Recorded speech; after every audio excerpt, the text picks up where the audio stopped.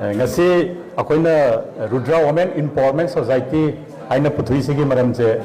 kesu leite sen paiba paidaba do kona gi wari ni madu di kona gi wa Rudra Women Empowerment Society ling base kai maram gi ling no ai bada akoi samasta meyamna meyam haidai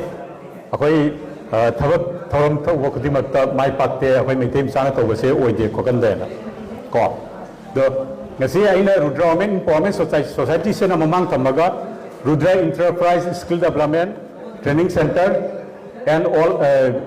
kind of business opportunity aina ai enterprise amasulai enterprise ga kai tawri abada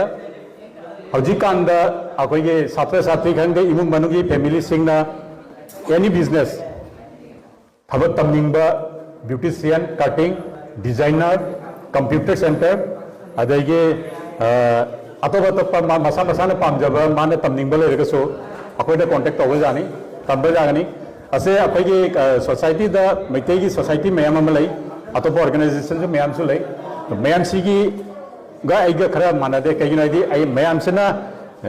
akoigi paisa gi matada depend tawraga thabak suba hori to akoidi paisa gi matada depend tawra hopanate lanai khara leijabaduna society ama puthok saraga training center khara kanu tawraga ngasi akoigi society ase all in all Assam state level da district manga da December gi kanu da SAG group ki oina Guwahati da kanu tawre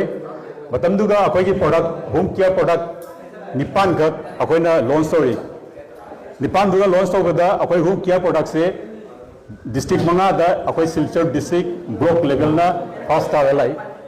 the second da akoigi organic ase hodok se organic soap aina adi hachang nannaba sabon ne the totally organic is chemical kem jawde masigi hodok se akoi thani ta phari asiga konana akoi car wash shampoo masi so akoi launch tawne do akoi manufacturing akoi siga tani product na ma akoi mapande gi lai adugo ngasi akoi na aina pamjaba kai na di ngasi jati gi khaineba leitana society ki khaidok leitana mahiroi phaba phattaba khaidok leitana metric ta division khaidok leitana aina mayam da pining isena karigina bada aina aisu matamama da akoi oja su leiri da akoi Bontrapur high school se hodok se akoi oja sing dai koi papa su jawrami mamang ai da koi papa se Bontrapur high school gi yami high school gi sogidar oirami ado akoina poktingai gi ama mangi warini ado akoi papa na akoina khana ko akoi papa lai gide do papa lai tabada matamdagi akoi oja aigonda takti rai oja na ngasai marik chumna ai bi gra oja jamna phuye do oja ta chengna akoi da jamna phure do metric ta ai ahan ba thaw da test fail tawre 1991 dai ai mapan chalaga metric se ai jum da halatre kai na di metric fail tawre test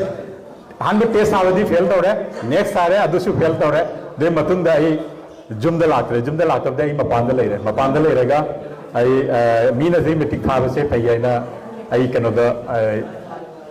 personal loina ai kanoda metric se pass ore 96 ta ai high secondary pass ore 98 ta ai degree loisange adusu offline da ko degree loisalai matunda ai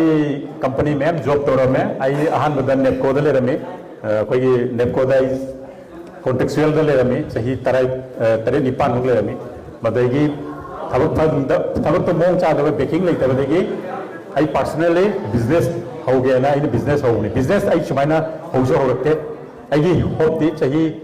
manga gi mamang dagi ai gi hope ni ai gi program chumaina to ming ge na adu mayam gi bafam da haining ba kari gi na di ai na ngasi hope to ri se sahi manga gi program ni do chahi manga gi matungda ai gi program je tobanga misai maram kai na idi aina job tobanga tamda company da ai samba Reliance Nippon life insurance kanada sales manager oina ai chahi mari mut ai pampairami izama ado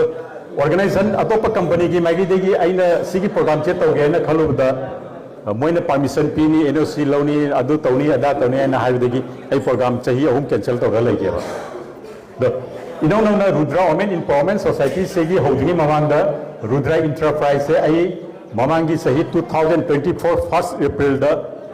ai zoom da ai sana production chaba hori thani ai mapan da thokte haide mingon da khangan deba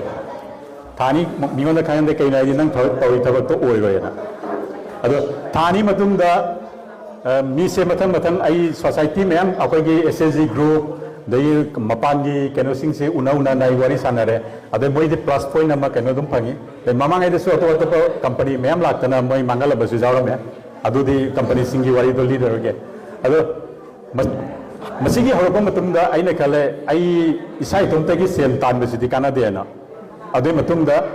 July gi 24 da Rudra Women Empowerment Society form toraga 31 da register tawna complete tawna I pulai ai gonda 15 days ai gonda keno gi hauji Rudra Women Empowerment Society ISO certified NGO ne jamna matam ali pida sahi fadri to sahi fadri gi manungda ai jamna aina tawriba program singse 100 mathata I membership lai adagi training program 1000 mathata ai training program tawre ado all Borahabeli da hojik aina nase akoge kanagi class 10 2025 ki pass tawre se di third division second division first division khaidana aina all di Borahabeli da 1000 student target tawni do ko adaki asina Bontrabugi tawbasena igi ahan bani kai gina idi agi pokhamni agi leipamni aina akoi school manga pullaga akoi gi Bontrapur high school leira dai Pemananda English medium school leira gurukul su jawni do gurukul ki satra kyam lai ado ai phajana khandre adagi Oxford Nasimpur akoi gi Salipur gi kari school mami ngai Lehau Devi high school gi satra school manga je pulaga total 70 student naina target hoise ase ahan mani abai kai nai di Bontrapur auditorium se ka kun nabaina ado satra 70 se jo da manai ni khale ni khajau da to 70 jo udra su laiba satra sing da mai colleague ki mai school ki kana sing do akoina kana do present to wegi kana do di haido krabani na mai ki thangnaba mamanabi sing da madugi kano singdo ai dum pige akoina pidri to se jamna maman di le gane ba thajate kai ginai di ngamjaba khara khar akoina khundol tamjado di ne aibadi certificate amaga akoina ngamjaba akoi isana sajaba organics shop khara akoi mayam da dum ingang singi harau na bagi puning thogat poina dum mating khara oigedra ina tawjabai wari ne ase jamna sanga hairage masigi program se haurase do se hairaga I dum le sanjarage